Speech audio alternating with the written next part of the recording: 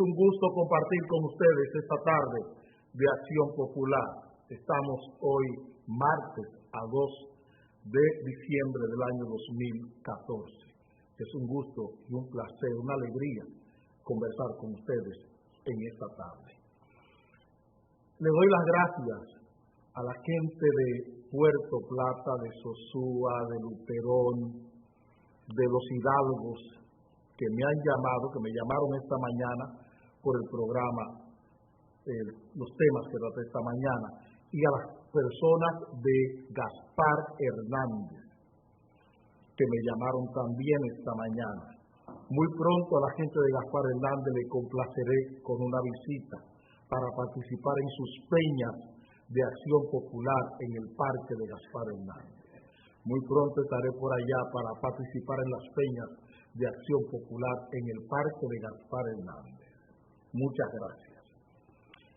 Dice el representante de la ONU en la República Dominicana que hay interés en frenar la entrada de haitianos.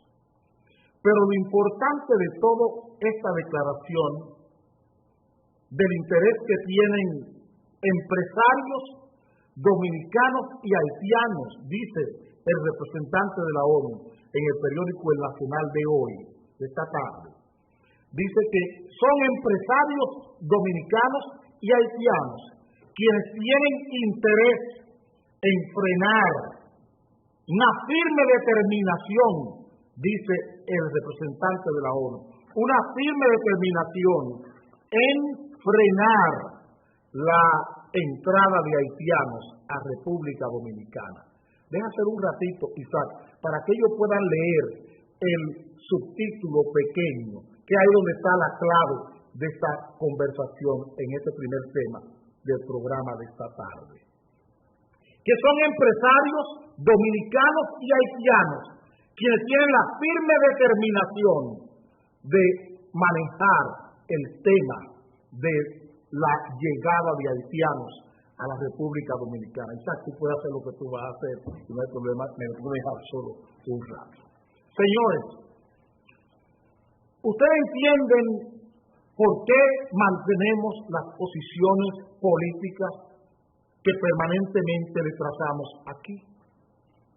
¿Cómo es posible que en nombre del Estado Dominicano esté hablando de un tema tan sensitivo como es la migración haitiana, que quien esté dando informaciones en nombre del Estado haitiano, del Estado dominicano, sea el representante de la ONU en el país y que lo haga como que es una decisión empresarial o es una decisión política? El tema de frenar a los haitianos, ¿es una decisión comercial, empresarial, industrial o es una decisión política? ¿Cuándo ustedes han visto a un representante de la ONU en México, a un representante de la ONU en Estados Unidos, tratando los temas sensitivos de la política mexicana y americana? Los problemas bilaterales que tienen México y que tienen Estados Unidos con la migración. Ustedes han visto al representante de la ONU en México o al representante de la ONU en los Estados Unidos hablando en nombre de los problemas sensitivos de la política mexicana o de la política dominicana, de la política norteamericana. ¿Ustedes han visto esto? ¿Ustedes saben por qué eso ocurre en la República Dominicana?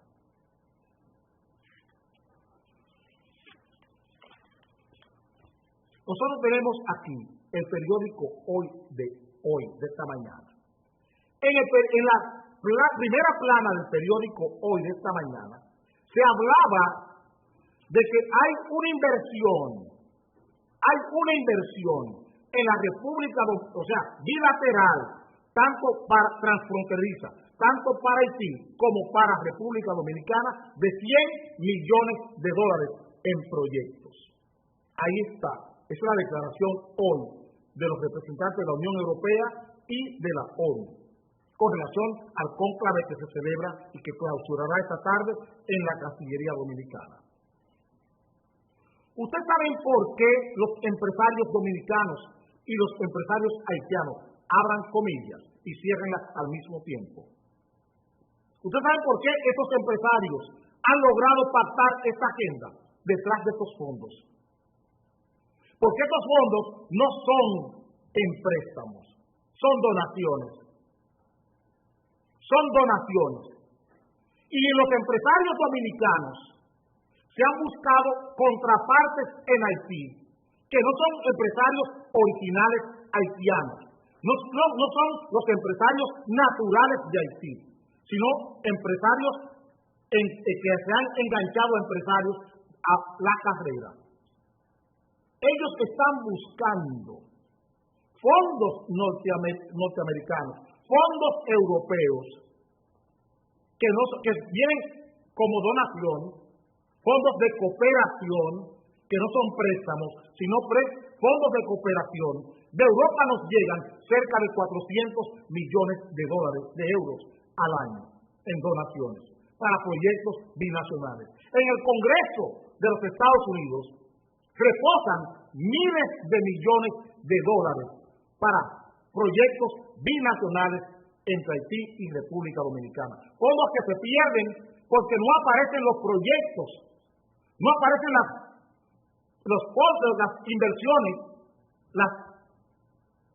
las actividades económicas, sociales, que le dan cobertura a esos proyectos.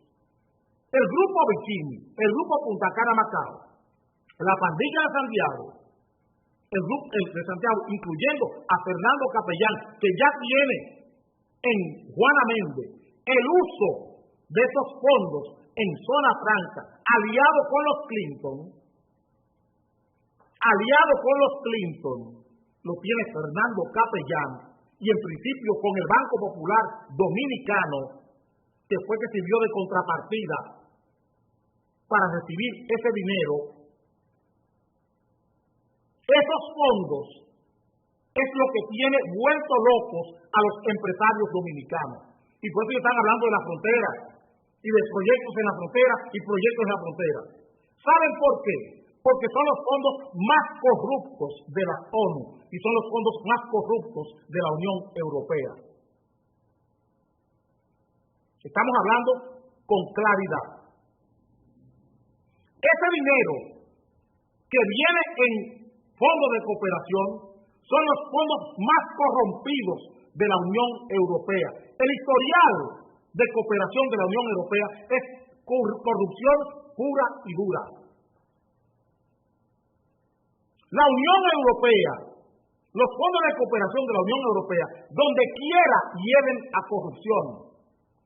Porque los ejecutivos, los representantes de la Unión Europea y de la ONU, ese dinero casi siempre lo parten. Cuando un proyecto cuesta 100, 10, 15, 20 millones de dólares, ese proyecto a nivel empresarial cuesta 20 millones de dólares. Pero en la realidad lo que cuesta son 6 o 7. La diferencia la parten los funcionarios de la Unión Europea y de la ONU con los recipiendarios de los fondos paritarios. Eso es lo que se hace con ese dinero. Lo estamos hablando muy claro. El hijo de Kofi Annan, repito, el hijo de Kofi Annan, el ex secretario general de la ONU, un ganés, criado y educado en Francia, un ciudadano de Ghana, un país africano, Kofi Annan, que fue secretario general de la ONU, su hijo todavía tiene un caso con la desaparición y la distracción de más de 300 millones de dólares en fondos de cooperación de la ONU en proyectos en Afganistán y en Pakistán y en Irak. Para que ustedes entiendan lo que estamos diciendo. La cooperación haitiana, todo el dinero de la cooperación haitiana con ocasión del terremoto, ese ha sido el destino. Se ha distraído en manos de los políticos haitianos y de empresarios haitianos que tienen fundaciones, y de políticos haitianos y pastores evangélicos haitianos y católicos que tienen fundaciones. Por eso el dinero no ha llegado a la sociedad haitiana. Por eso hoy están buscando fondos fronterizos, fondos transfronterizos, fondos especializados que los hay en buena cantidad. Eso es lo que busca el Grupo Vicini, eso es lo que está buscando el Grupo Punta Cana Macao, el Grupo Corripio, todos estos proyectos empresariales binacionales. Y a eso se ha prestado Danilo Medina. A ese juego sucio se ha prestado Danilo Medina. Repito, a ese juego sucio se ha prestado Danilo Medina. Y permite que un representante de la ONU hable en nombre del Estado Dominicano de cosas que son incumbencias únicas, intransferibles del Estado Dominicano. Usaré unos segundos para cambiar de cosas intransferibles.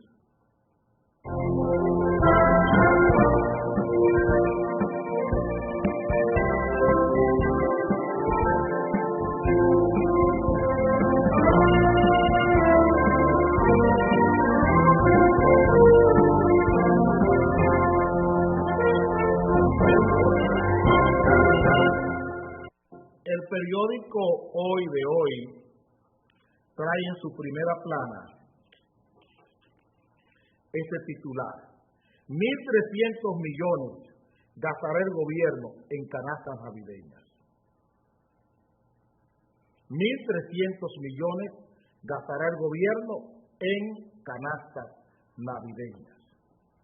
Nosotros no nos oponemos a nada de esto. No nos oponemos, siempre y cuando esa fuera la prioridad estructural del país. Siempre y cuando eso fuera una prioridad estructural de la nación, pero no lo es. Es el uso privado del dinero público. Eso es lo que está practicando el gobierno dominicano. Usar el dinero público para los intereses privados del presidente de la República. Eso es lo que está haciendo Danilo Medina. Usar los fondos que son de todos para sus proyectos privados. El año pasado, el presidente Medina hizo lo mismo, y el antepasado lo hizo Leonel Fernández, y el trasantepasado, y en el gobierno de Hipólito Mejía, y en el gobierno de Leonel Fernández, y en el gobierno de Balaguer, esto se hizo. Es el uso del dinero público en proyectos privados de los presidentes. Eran 1.000 millones con Leonel Fernández. Ya hoy estamos hablando de 1.300.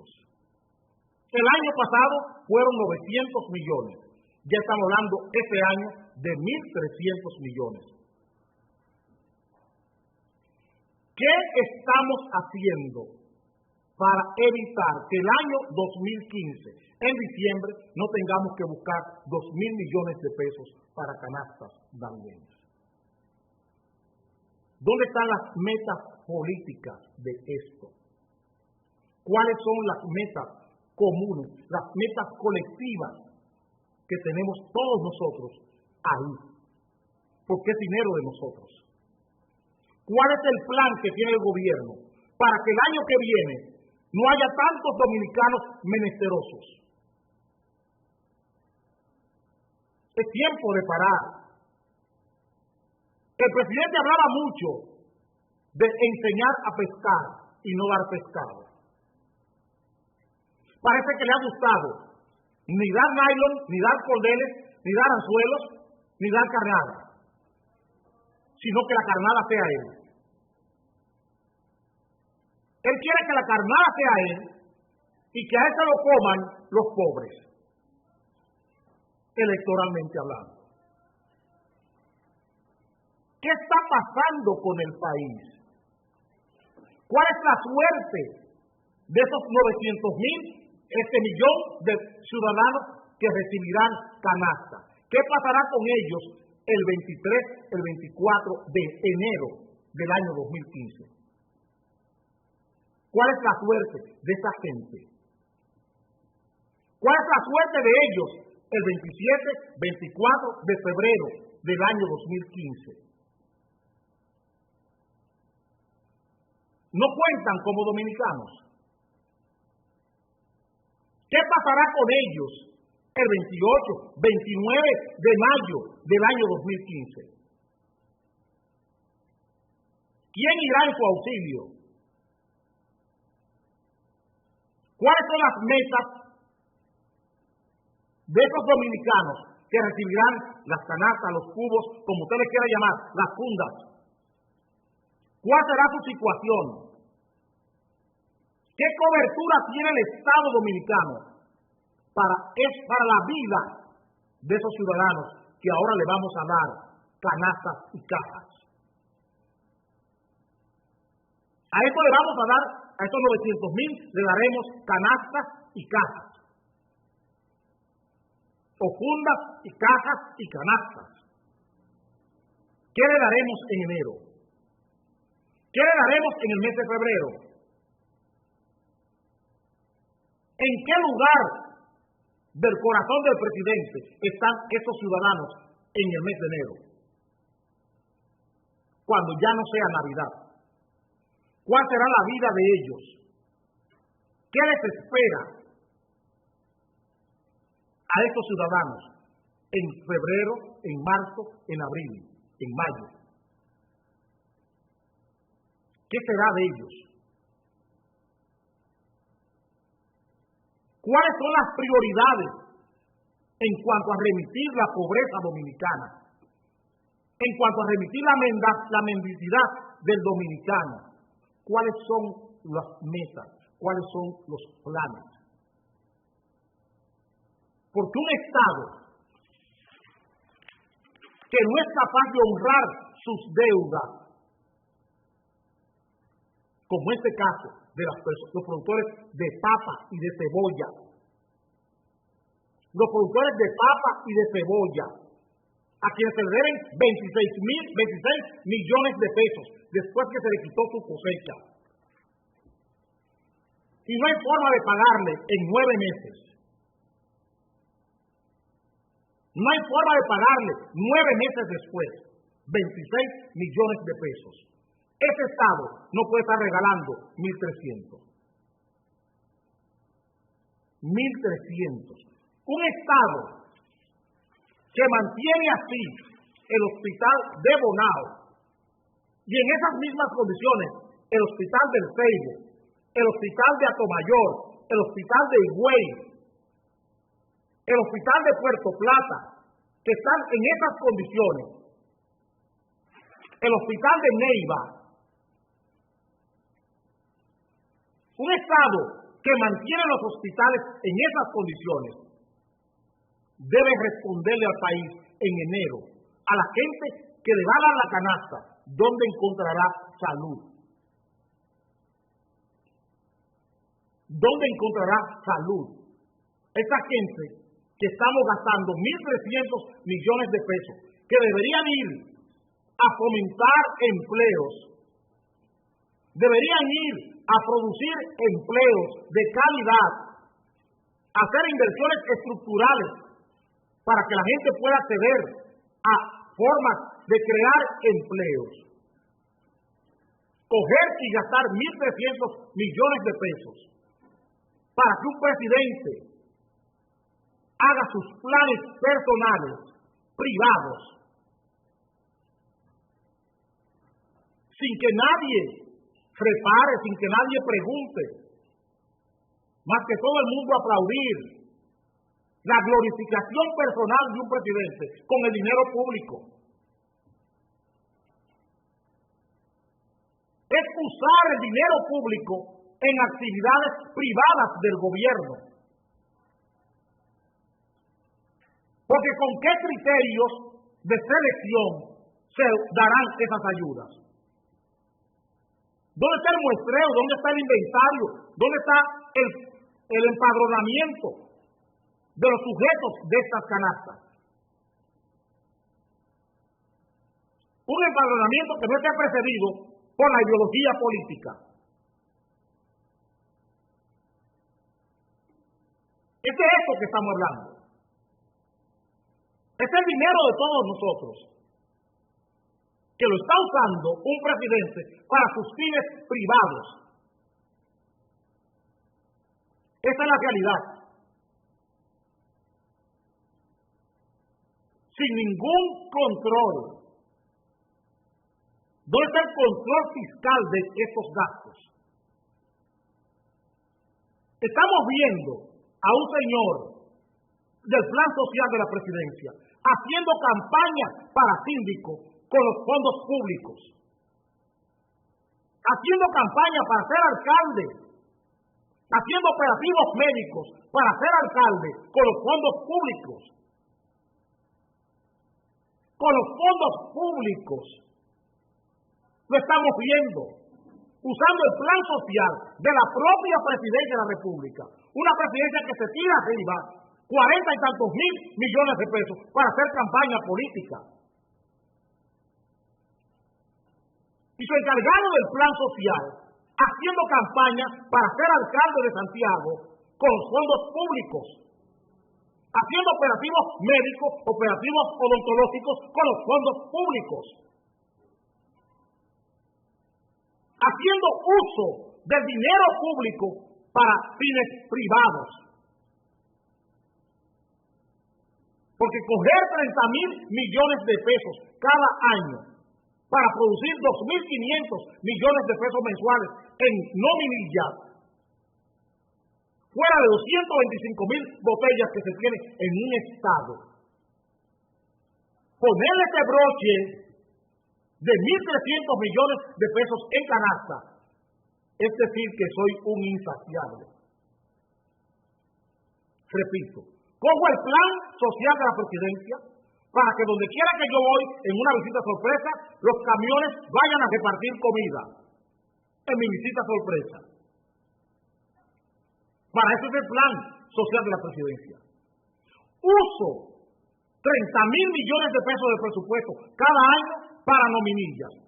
2.500 millones de pesos mensuales en nominillas. Y tengo 225.000 botellas en el Estado, cobrando 15, 20 y 30.000 pesos mensuales. Y hasta 40. Y ahora le pongo un broche, le pongo un dije en diamante o en rubí o en zafiro de 1.300 millones de pesos para despedir el año en canasta navideña. Y nadie me puede pedir cuenta.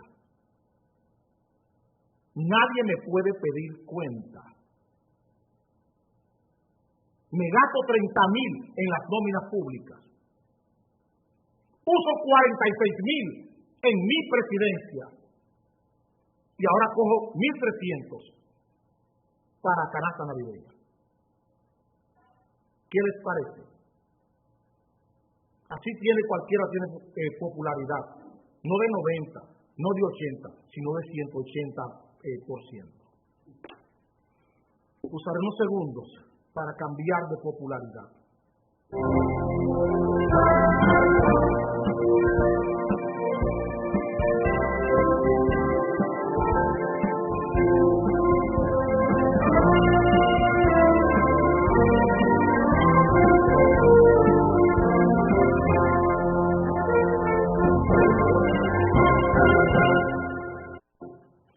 El Procurador General de la República se encuentra hoy en Roma.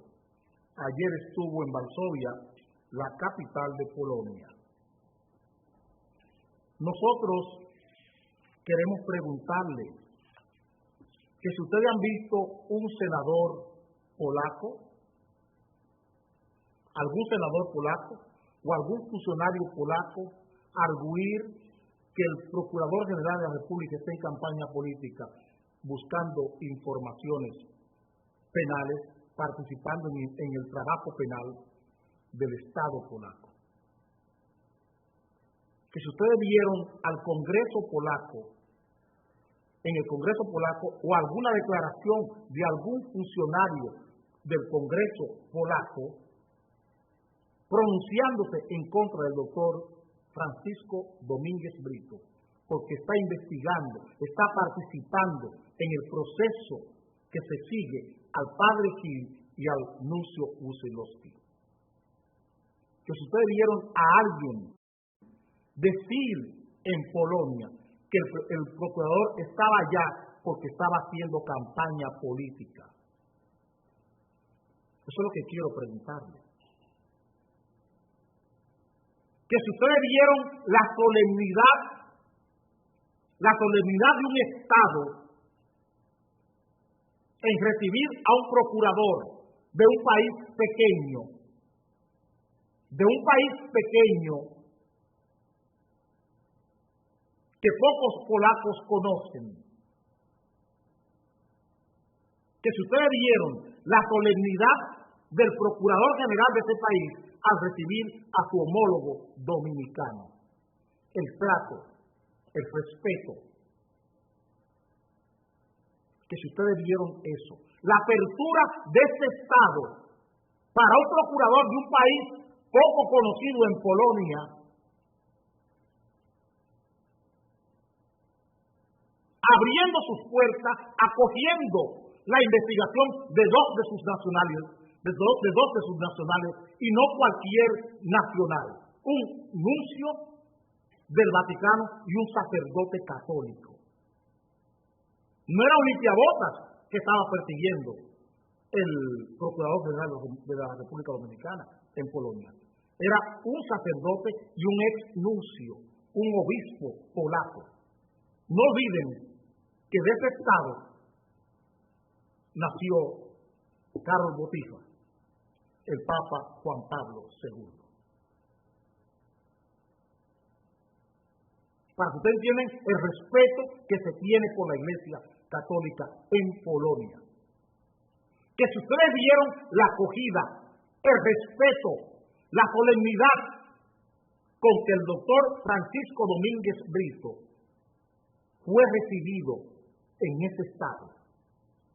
Que si ustedes vieron lo que vieron de Prim Pujal y de la senadora Sonia Mateo y de Adriano Sánchez Roa en el Senado de la República, porque el procurador está persiguiendo las acciones indelicadas, las acciones indecentes del senador Félix Bautista. Es ahí que quiero traerle. Vimos su llegada a Roma. Ustedes vieron en el Vaticano algún funcionario del Vaticano preguntándole al Procurador General de la República que se andaba en campaña política en Roma.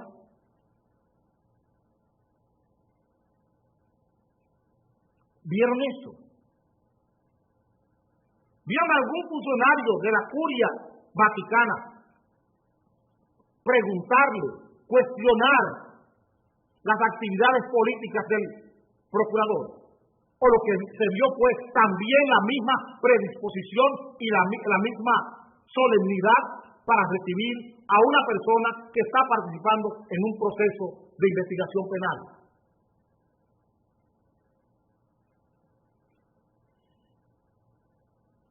He traído esta discusión no para hablar del nuncio, porque eso es un hecho ya cerrado. No es para hablar del caso Gil, porque eso están los tribunales encargados de eso.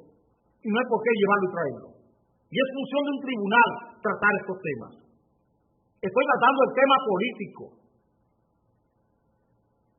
Estoy tratando el tema político. Ese que está allí en Polonia, que está allí en el Vaticano, es el mismo que está persiguiendo a un senador por hechos delictivos. Es el mismo. Ustedes vieron el Colegio de Abogados de Polonia diciéndole a Domínguez Brito que él no puede ir a Polonia a perseguir un sacerdote porque es lo que está en campaña política. Ustedes vieron abogados como del doctor Pina Acevedo y al doctor Duarte Canaán o al doctor Balcácer cuestionando al procurador en Polonia porque está en política. Lo vieron en Roma, en el Vaticano.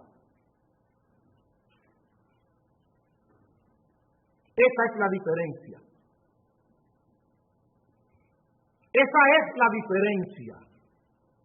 Nosotros tenemos, ahora que el procurador está en el Vaticano, nosotros tenemos un delincuente, un narcotraficante condenado en España. Y todas sus operaciones las hizo aquí, en República Dominicana, Arturo del Tiempo Márquez. Hoy tenemos un ex jefe de policía implicado en la sentencia de Arturo del Tiempo Márquez. Hoy tenemos un diputado dominicano en Europa, reunido en conversación con la hija de ese narcotraficante condenado. Nadie le ha preguntado a ese diputado qué hace y de qué habla con la hija de un narcotraficante condenado por la justicia española. Esa acogida que ha tenido el procurador en Roma, en Polonia, en Varsovia, no la ha tenido en su propio partido. El hecho de que el procurador persiga por delitos, por crímenes, a un senador de su propio partido, ha servido para la hostilidad de su partido contra el procurador. Lo que no ha hecho Polonia, lo que no ha hecho el Vaticano. Porque ahí sí se puede perseguir cualquier acto que riña con la ley. En el PLD no. En el Estado Dominicano no. Porque son las instituciones del Estado las primeras que objetan y obstruyen las investigaciones. Se ha criticado mucho en este país, en los medios de comunicación, el tema de la pederastia. Usiloki, Padre Gil. Yo le pregunto a los medios de comunicación que han hecho rating con estas informaciones, que por qué razón ahora que el Vaticano ha actuado en consonancia con sus principios y con sus valores éticos, ¿qué tienen que decirle al sistema político dominicano con relación a estos dos modelos que hemos visto en Polonia y en el Vaticano? Viendo las acciones del Estado polaco con relación a las violaciones de sus nacionales fuera de su nación, fuera de su Estado, ¿qué tienen que decirle los senadores Prinfujal, Adriano Sánchez Roa? ¿Qué tienen que decirle al país hoy del procurador? ¿Qué tienen que decirle al país los doctores que están demandando al procurador por estar en campaña política? Que si lo está haciendo por campaña política, su trabajo, porque es el mismo hombre, debe estar buscando votos polacos o votos romanos en la curia vaticana.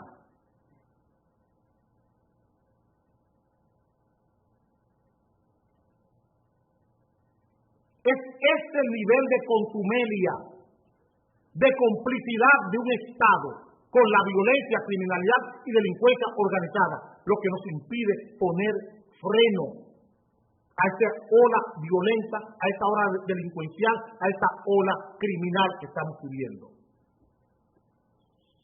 Es un Estado criminal en sus instituciones. Es un Senado que apoya y apaña la criminalidad.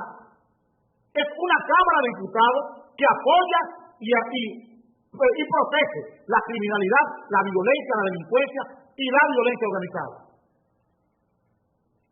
Eso es lo que tenemos. un sistema de justicia, una judicatura, una Suprema Corte de Justicia dispuesta a apoyar, a proteger a delincuentes, a criminales y a violentos. Eso es lo que tenemos en República Dominicana.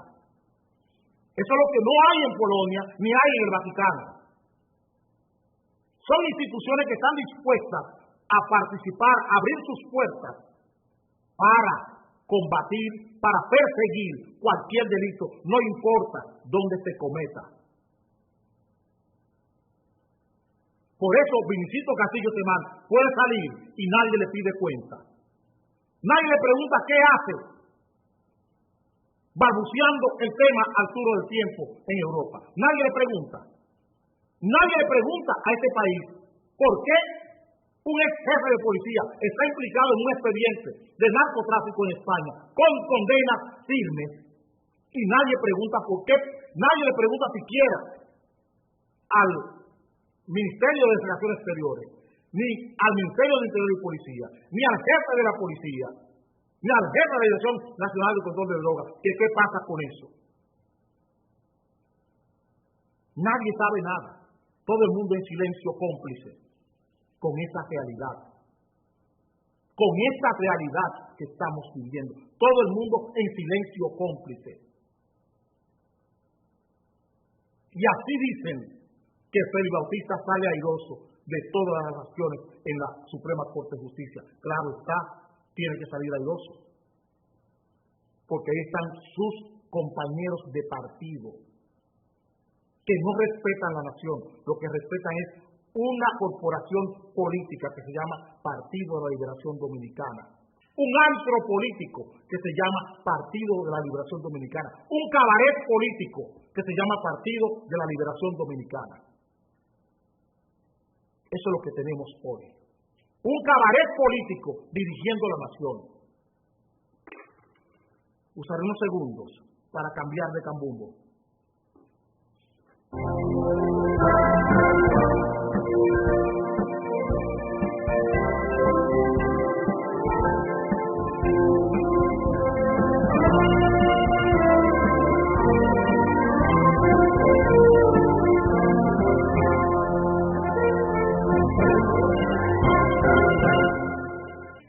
Te lo dije, con Levapen estás como un toro. Levapen, te pone bien.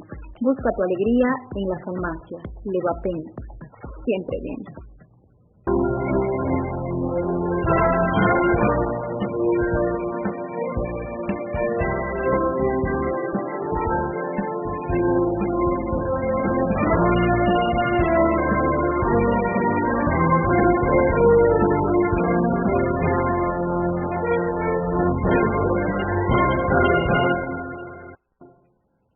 La ARS SEGMA, la aseguradora de riesgos de salud de los maestros dominicanos, acaba de subir, aumentar los costos y costes de los servicios de salud a los maestros dominicanos. Con los mismos sueldos, con los mismos ingresos, un 10%, un 12% de aumento ha consignado el Ministerio de Educación para los maestros dominicanos. Repito, un 10%, un 12% ha consignado el Ministerio de Educación para los sueldos de los maestros del sistema. 12%. Vayan a ver cuánto le sube la cápita ahora en los seguros SEGMA. ¿Qué porcentaje? ¿Qué implica ese aumento? No en el costo de la vida del maestro, no en lo que debe comer, lo que debe pagar de alquiler, lo que debe pagar de intereses por préstamos que tenga. No es eso lo que estamos hablando, es su salud y la de sus dependientes.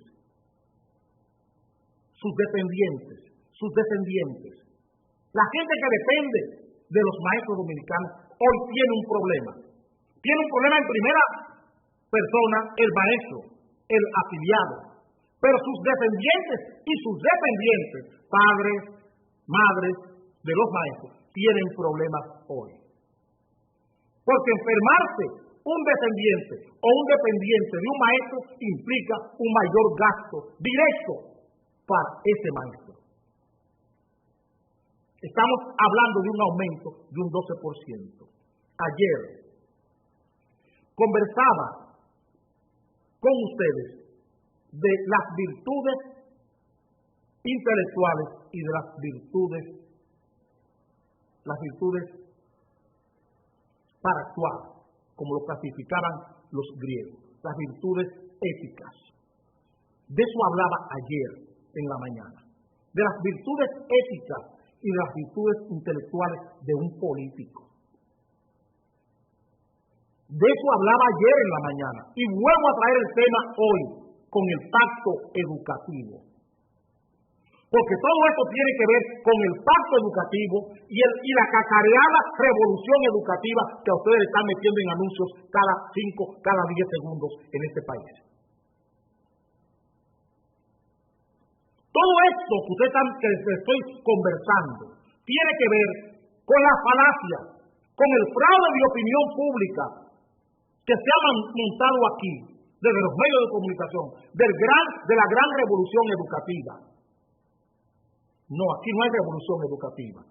Si hubiera una revolución educativa, la socialización de las pérdidas de la ARS, de los maestros, no estuviera siendo cargada, no estuviera siendo cargada por los maestros. Aquí lo que ha pasado es que el robo de la ARS Sigma ahora tienen que pagarlo, la penalidad cae sobre los maestros. Todos los desvaríos, todas las fallas y todas las picias administrativas de ese sistema de seguridad social de los maestros, tienen que pagarla los maestros, quienes han cogido su dinero para darle forma y manera a eso que llaman ARS Sigma. Como un Estado, como un gobierno, como un presidente permite. Por eso hablo de virtudes intelectuales, las que perfeccionan la manera de pensar de un individuo, y las virtudes éticas, las que perfeccionan la forma de actuar. Conseguimos un pacto educativo, conseguimos un 4%. ¿Cómo estamos actuando con ese pacto educativo y cómo estamos actuando con ese 4%? No fue obra de Danilo Medina el 4%, ni tampoco el pacto educativo. ¿Cómo está actuando Danilo Medina con este pacto educativo y cómo está actuando Danilo Medina con ese 4%? Muchas aulas para justificar comisiones, muchas compras de regalos educativos. No estamos mejorando la vida del maestro. No estamos mejorando la vida del alumno. No estamos mejorando ni la vida del alumno ni la vida del maestro. Estamos mejorando las comisiones de quienes venden al sistema, de quienes ofrecen sus servicios, sus bienes y sus servicios al sistema, no los maestros. Quienes venden computadoras, quienes venden los pupitres, quienes construyen aulas, esos son los que tienen privilegios, no los alumnos ni tampoco los maestros. Eso no cuenta. Por eso hablo de las virtudes éticas. ¿Dónde están las virtudes éticas de Danilo Medina en cuanto a la formación del maestro, en cuanto a la vida del maestro? ¿Dónde está la felicidad? ¿Dónde está la justicia? ¿Dónde está la justicia, presidente Medina, con el maestro dominicano? Que usted tiene que coger y socializar las pérdidas de una ARS sobre los hombros de los maestros. Y no le pide cuenta a la ARS. No hay auditoría seria que establezca responsabilidades de los grandes fraudes que ha habido ahí y los grandes enriquecimientos que se ha producido ahí. No, vamos a tirar a los maestros las culpas de sus ejecutivos. No quieren amigos míos que yo hable así. Pero cuando me siento en esta mesa, ni tengo familiares, ni tengo amigos. Tengo compromisos con esta sociedad. Y vuelvo y reitero, ¿dónde están las virtudes éticas y las virtudes intelectuales de Danilo Medina en el manejo del tema educativo dominicano? ¿Qué criterios éticos tiene esta administración cuando tiene que tirarle sobre el salario que no rinde al maestro el copago y todo el pago por servicios en el hospital de los maestros o en las clínicas privadas? Ese riesgo adicional que hoy tiene el maestro, ¿cuánto monta si lo comparamos con el aumento? ¿Dónde está la vocación social? ¿Dónde están los valores que guían estas acciones del gobierno? ¿Dónde están? ¿Dónde están los sentimientos prosociales? ¿Y dónde está la nobleza de Danilo Medina? La nobleza política de Danilo Medina con los maestros dominicanos. Yo no voy a hablar del mequetrefe que tiene como ministro de Educación. No voy a hablar de eso. Del presidente de la República. Porque es sobre él que descansa la responsabilidad de esto. ¿Dónde está la nobleza política de Danilo Medina con los maestros dominicanos? ¿Dónde está esa nobleza? Para eso firmamos un pacto educativo, para hacerle la vida imposible a los maestros dominicanos. Tengo 27 años que no soy maestro. Y me siento maestro cada momento, cada minuto y cada segundo de mi vida. Por eso me duele tanto lo que pasa con el maestro dominicano. Vamos al último tema del programa de hoy.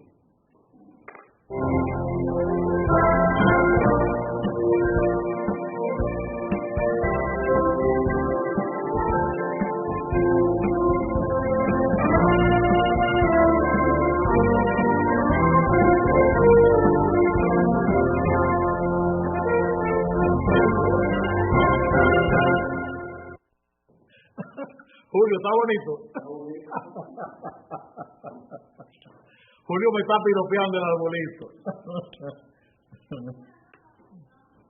Señores, la risa no es por el tema, el tema es muy serio. Miren aquí, para que ustedes entiendan lo mismo que estaba tratando en el tema anterior. Colegio Médico Dominicano y el presidente de las clínicas están apoyando la decisión del presidente Medina de observar el Código Penal para hacer los cambios en lo que tiene que ver con el aborto. Colegio Médico Dominicano y las clínicas privadas. ¿Quiénes son las que más abortos hacen? ¿De qué viven las clínicas privadas en este país? ¿Qué hacen la mayoría de las clínicas en este país? ¿Abortos? ¿No van a defender al presidente? ¿Les sorprende a ustedes que las clínicas privadas estén, cuando acá hay clínicas famosas, que lo único que se hace es eso?